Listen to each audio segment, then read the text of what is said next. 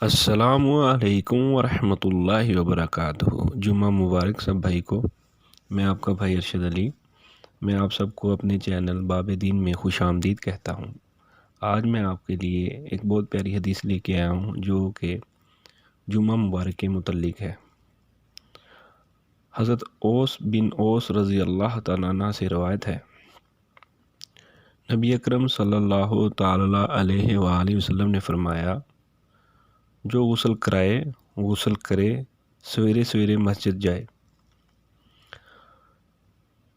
شروع خطبہ سے موجود رہے اور امام سے قریب بیٹھے اور کوئی لغو کام نہ کرے تو اس کے ہر قدم کے بدلے 1 سال کے روزے اور قیام کا ثواب ملے گا۔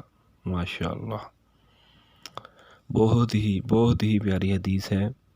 اللہ ہم سب کو اس پر عمل کرنے کی توفیق دے، اور آپ سب سے گزارش ہے کہ اس کو آگے شیئر کریں تاکہ دوسرے لوگ بھی سن سکیں اور اس پر عمل کر سکیں۔ جزاک اللہ۔